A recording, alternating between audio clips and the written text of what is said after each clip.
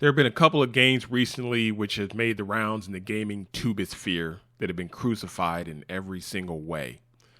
My position has always been people should be able to make whatever games they want, barring a game which is made specifically to be derogatory. Looking at games like Dustborn and Concord, I think these games are great. Great in the sense they exist and the people who made them are happy with what they made. Because of this, I think these games are good for the community overall. Sure, there are other dumpster fires and no one wants to play them, but it's good the developers made the game they wanted. Everyone should have the opportunity to do so regardless of people's opinions. This is what free speech is about. The ability to speak your mind even if people don't agree. The issue comes when the market responds by telling you they have no interest in what you have to offer and you respond with ad hominem and gaslighting. This isn't the proper response to the market saying no to you. Dustborn and Concord have no audience, modern or traditional. No one wants to play these games, and the developers and some game journalists seem to have a problem with this. That's one issue. The other issue is who's behind these games. You have entire governments funding the development of these games. Considering the results, was this a bad decision? I don't think so, as I don't believe these government entities are making a financial investment. They're making a social investment. They expect a social return instead of a monetary one. As of late, numerous video games and movies have completely crashed and burned pushing message politics. These projects have been abject failures, yet they continue to make these games and movies with these certain political and social messages. They're losing a ton of money on these projects, and you'd think taking this many losses would make these people change course. Nevertheless, they press on and push back against the people who note how bad these games are. Again, this isn't about money, but more interesting, this isn't about you either.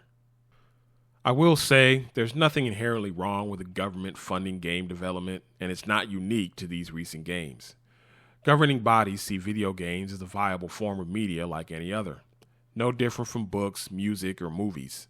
Usually they fund projects which are meant to be educational, and these games will be circulated in educational institutions. But what's supposed to be educational about Dustborn?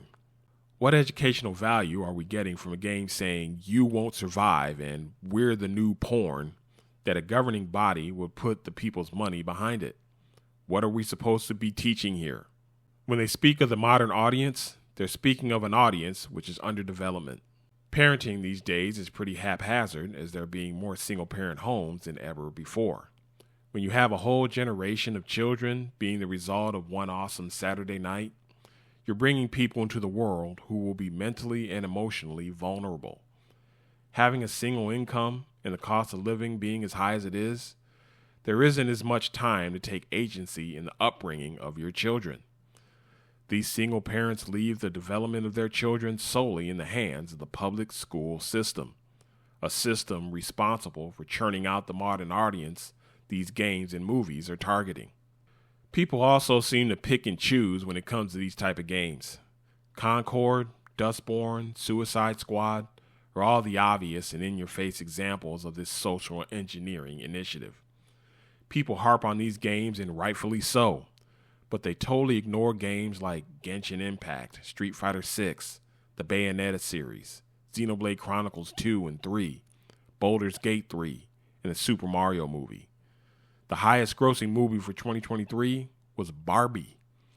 Seeing a game like Concord crash and burn is certainly nice to see, but the message we loathe has already been normalized through these other games and movies we say nothing about. It makes you think people don't really care about whether or not the message is in a game. Maybe it really is about quality, and games like Dustborn and Concord failed simply because they're poorly made games, regardless of the political leanings. Baldur's Gate 3 swept all game awards for 2023 with the ability to have same-gender relations, sex with animals, and customization and jiggle physics for genitals. Street Fighter VI is the most lauded addition to the series, featuring a chick who you would easily mistake for a man if you didn't know better. Princess Peach is girl-bossed, in Mario is reduced to a confused, incapable goofball in the Mario movie. Genshin Impact is replete with Mary Sue radical feminism, along with Xenoblade Chronicles 2 and 3. Even Spider-Man 2, which is filled with message slop, sold over 10 million in just a few months with a 90 on Metacritic. I'm convinced it's not as deep as all that. Delivery is important, and actually making a good game is important. Instead of complaining about message politics, we should just say Dustborn, Concord, and Suicide Squad were bad games because they were bad games. You can have all the radical feminist and LGBT stuff you want, as long as you make a quality video game. Am I saying message politics isn't a problem? Not at all. It's a huge problem. A problem people are apparently ignoring. Concord and Dustborn didn't have enough sugar for the medicine to go down, but Baldur's Gate 3 and Street Fighter 6 did. Sometimes you put out a trial balloon to see how the people take it.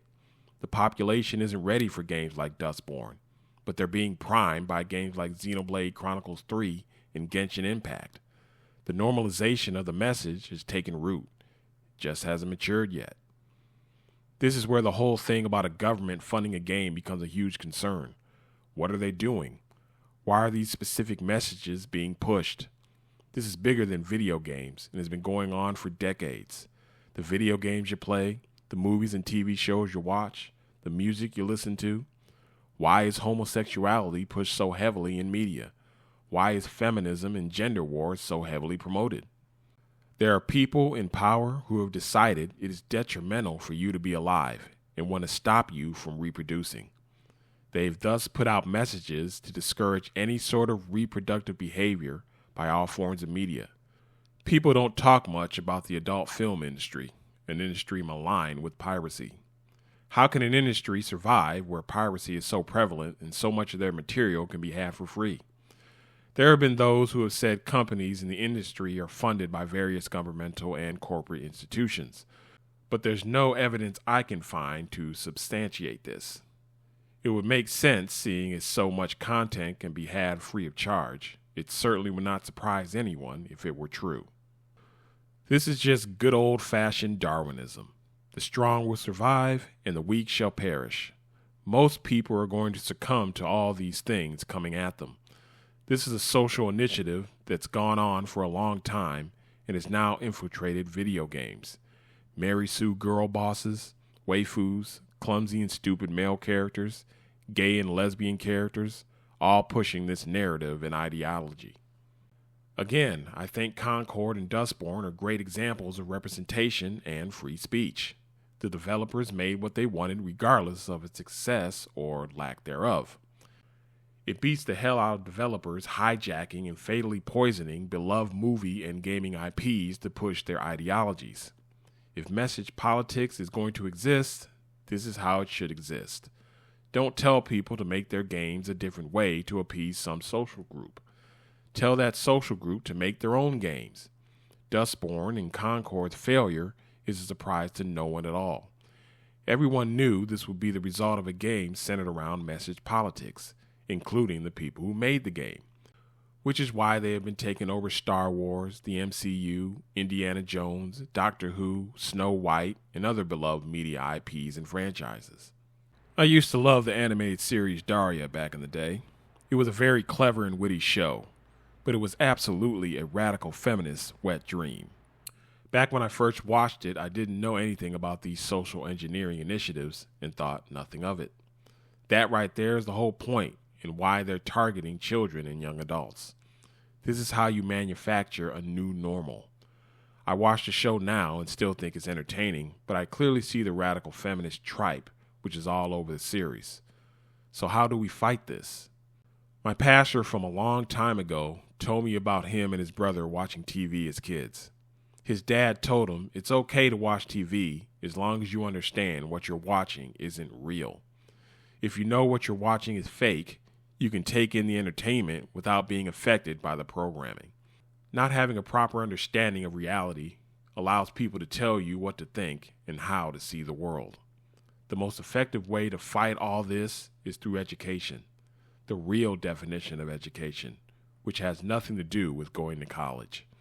Being educated is about having an understanding of your environment and the world at large. If you have this, you can be entertained and you can be informed, but you can never be programmed.